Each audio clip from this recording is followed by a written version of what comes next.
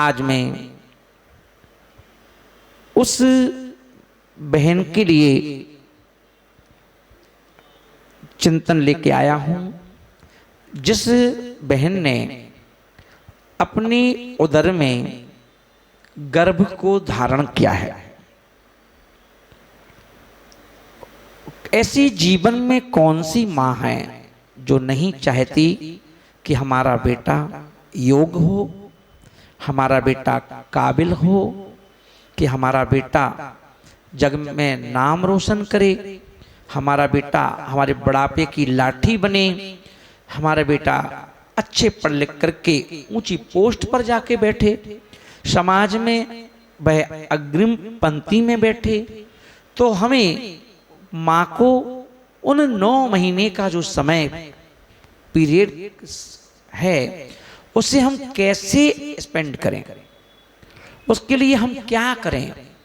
तो देखिए, उस माँ को मैं सबसे पहले तो शुभकामनाएं देना चाहता हूँ और उन्हें ऑल द बेस्ट कहना चाहता हूँ कि मैं आपको जो बता रहा हूँ उसे आप रोज सुने, सुबह सुने, शाम को सुने, सोते इसको सुनते सुनते सोएं, सुबह उठें तो कान में लीड लगाएं, इसी को सुने। क्या कहना है हमें, क्या विचार हैं आपके कि हे भगवान, मैंने अपनी इस कोख को जिस जीव के लिए भी 9 महीने के लिए दी है, वो बेटा हो या बेटी हो, वो अच्छे से मैं उसका 9 महीने पालन पोषण कर सकूं और उसके पालन पोषण करने के लिए मैं ज़्यादा चटपटा ना खाऊं, तीखा ना खाऊं, मैं एकदम ठंडा या एकदम गर्म चीज़ें को सेवन ना करूं। और भगवान, सीढ़ियाँ उतरना है तो बड़े आराम आराम से उतरूं, चलना है तो बड़े आराम आराम से चलें। अभी इस 9 महीने में हम कोई किसी प्रकार का श्रृंगार ना करें, आँखों में काजल ना लगाएं। यदि हम आँखों में काजल लगाते हैं तो हमारे गर्भ में पलने वाले बच्चे की आँखें कमज़ोर होंगी और हो सकता है कि बहुत दृष्टि खराब निकले।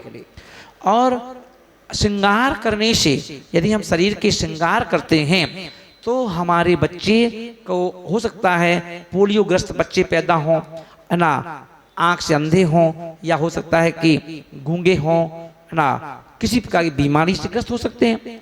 तो हमें 9 महीने श्रृंगार नहीं करना चाहिए, आप सिंपल रहें। और अपन देखें कि लोग कहते, डॉक्टर कहता है कि बेड रेस्ट करो, मैं कहूँगा बेड रेस्ट मत करो, कुछ ना कुछ करते रहो। हाँ, जितना करते थे उतना मत करो, इतना करो जिसमें आपको भाग दौड़ ना हो, गिरने का डर ना हो। आप बैठे बैठे काम करिए, है ना, कौन करेगा घर का काम, आप करिए।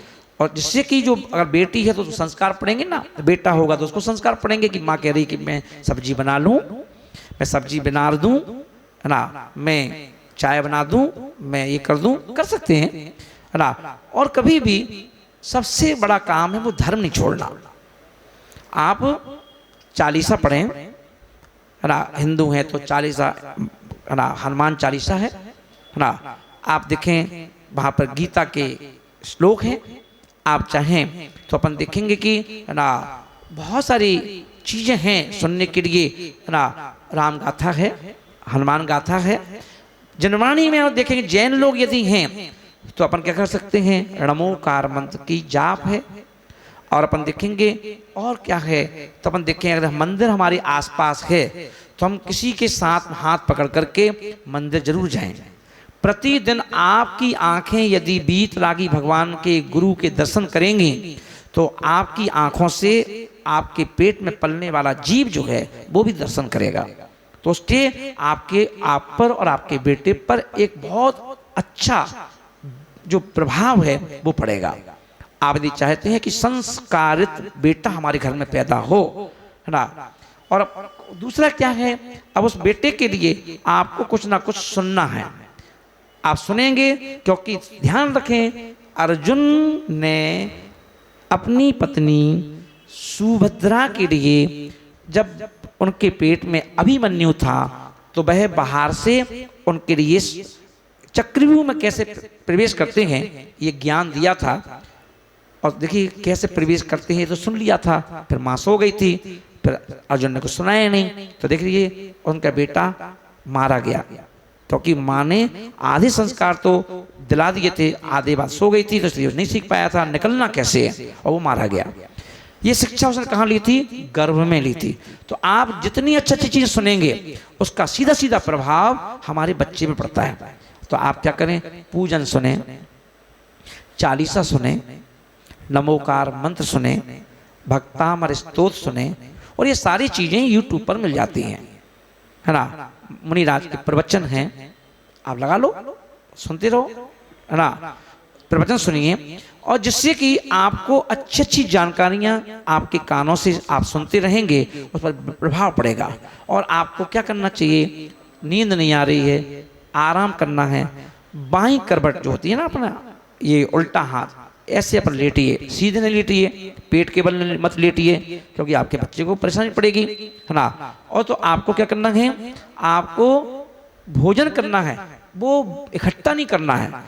आप उस भोजन को जो 2 टाइम में खाते हैं, उस भोजन को 5 बार में खाओ, चलेगा, थोड़ा थोड़ा खाओ, है ना। इस बात का ध्यान रखना है। वहीं आपको क्या करना है? अपने बच्चे से ये कहना है, रोज सुनाना है कि देखो बेटा, जो भी जीव कहाँ से आए हो मुझे नहीं मालूम, किस गति से आए हो मुझे नहीं मालूम, कौन सी योनि से आए हो मुझे ये भी नहीं मालूम, तिरंज गति से आए हो कि मनुष्य गति से आए हो कि स्वर्ग की देव गति से आए हो मुझे नहीं मालूम, पर अब जहाँ से भी आए हो तुम्हारा स्वागत है, वेलकम करने के लिए मैं तैयार बैठी हूँ, तुझे जन्म देने के लिए तैयार बैठी हूँ।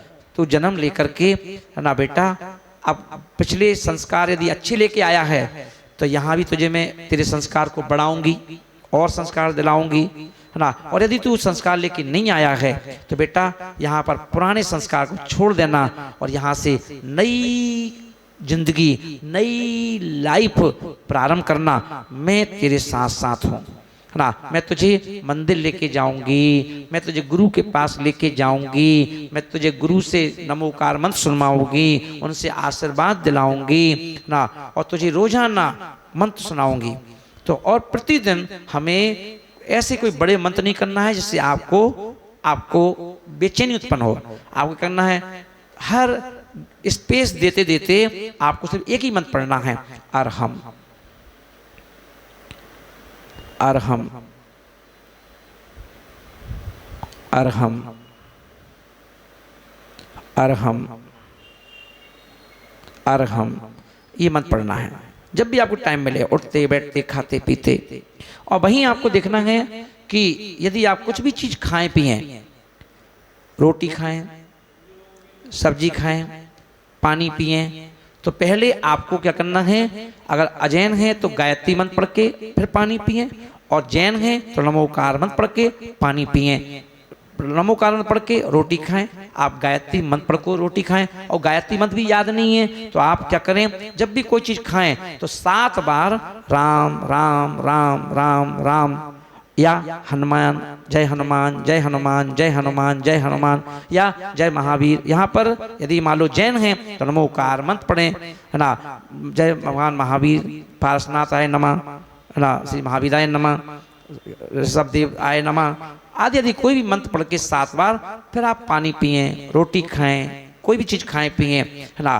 किसी भी प्रकार की, है ना, कोई भी गलत चीजें, ऐसा कोई सीरियल है, ऐसी कोई मूवी है जिस पे, है ना, उल्टी सीधी चीजें शिक्षा दी जा रही हैं, उनको ना देखें, 9 महीने अवॉइड करें। और क्या करें? देखें तो क्या देखें? अच्छे कोई धार्मिक चीजें देखो, है ना, कोई अच्छे नाटक देखो ना, अच्छी चीजें देखो जो पारिवारिक हैं, संस्कारित हैं, उन चीजों को देखो, है ना। जिससे कि जो अपने जैन समाज के कई नाटक पड़े रहते हैं जो पर्युषण पर्व में होते हैं, उन्हीं को देख लो, है ना। जिससे कि कोई भी ऐसे हिंसात्मक नाटक मत देखना, कोई ऐसे नाटक मत देखना जिसमें संस्कृति को तबाह किया जाता है, क्योंकि बच्चे बच्ची पे असर पड़ेगा। तो हमें वैसी चीजें देखना है ना। अच्छे अच्छे गीत हैं वो सुनो, जिससे हमें अंदर से, है ना, अच्छा लगता है, शांति मिलती है, सुख मिलता है। तो इस प्रकार से हम अपने गर्भ की रक्षा करें और उस गर्भ को अच्छे अच्छे संस्कार देना प्रारंभ करें। मैं गारंटी लेता हूँ आपके घर में एक सुंदर सलोना, एक सुंदर योग संस्कारित बालक पैदा होगा जो समाज में अपनी कीर्ति और अपने नाम से, अपनी प्रतिष्ठा से आपका नाम रोशन करेगा।